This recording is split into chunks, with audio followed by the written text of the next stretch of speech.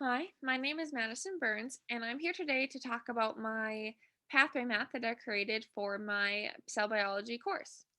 So, for this pathway map, I decided to focus on the drug recombinant erythropoietin, which can be abbreviated as rhEPO, and it's basically a synthetic version of the erythropoietin that is naturally produced in our bodies.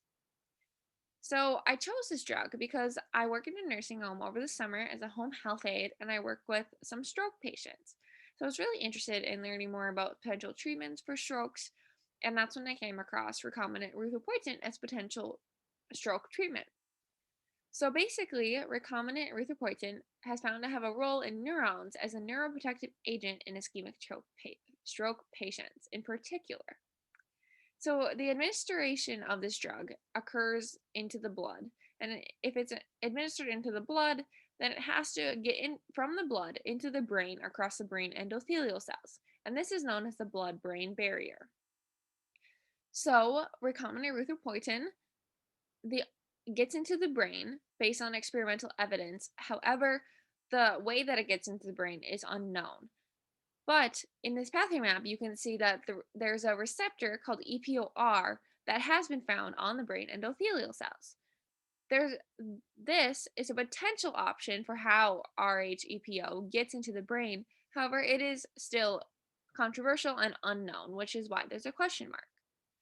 So once recombinant erythropoietin is in the brain, it binds to EPOR, and the EPOR is two separate monomers or two separate receptors that come together when rhEPO binds. And once this happens, the receptor then is able to activate this enzyme called Janus kinase 2, which can be abbreviated as JAK2. And then JAK2 is going to either go two different options. So if we're talking about hippocampal neurons, we're going to have JAK2 when it's active in its phosphorylated form. It's going to activate PI3K and then activate PIP3 and then activate IK, which will then activate AKT. So once AKT is active, it's going to inactivate a protein called BAD by phosphorylating it. And when BAD is inactive, the mitochondrial membrane cannot depolarize. And this mitochondrial membrane depolarization is required for cytochrome C, which is the little yellow circles, to be released from the mitochondria. So if the when BAD is inactive and phosphorylated like it is in this pathway, the membrane will not be depolarized and cytochrome C won't be released.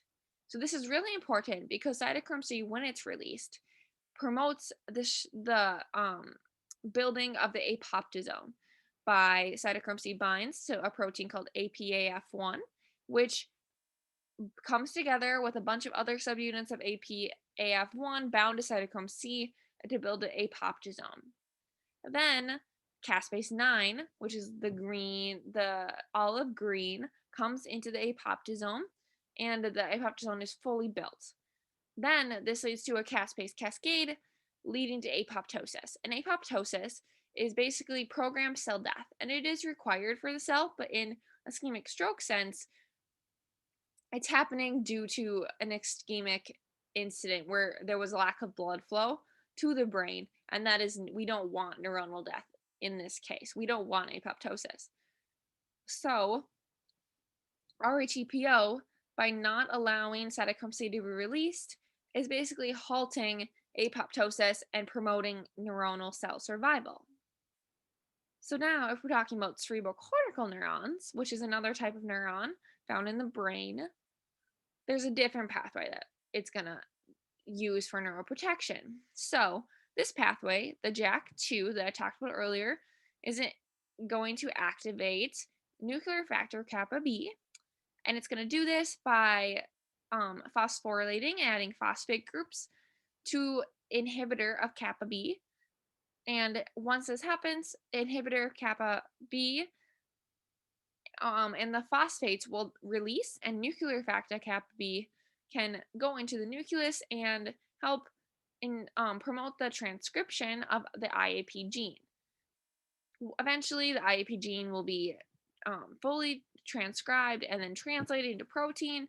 And the IAP protein, which stands for inhibitor of apoptosis, are going to go inhibit other caspases, which those other caspases are needed for the caspase cascade that we talked about that leads to apoptosis. So again, just through a different pathway, um, recombinant EPO really um, inhibits apoptosis and promotes the neurons to survive, which is how it provides neuroprotection to the brain in ischemic stroke patients.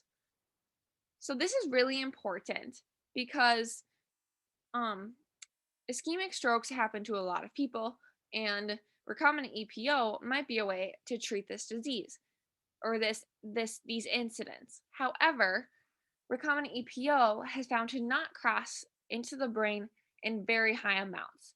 It's very limited access to the brain. However, it does get into the brain. So we know that it gets into the brain in somehow in order to allow these neuroprotective pathways to occur in the neurons. So leads into my research question, which is the transport of recombinant EPO across the blood-brain barrier mediated by the receptors EPOR? And this is important because the mechanism, as I talked about, is currently unknown for how rhEPO gets into the brain. And this research question would help to bridge those gaps in this pathway map so that we can know the mechanism in which rhEPO is able to get into the brain. And once we know this mechanism, we may be able to find ways to effectively get rhEPO across the membrane or across the blood brain barrier. Because right now, without the mechanism, it's really hard to target anything or know how to adjust recombinant EPO in order for it to cross into the brain.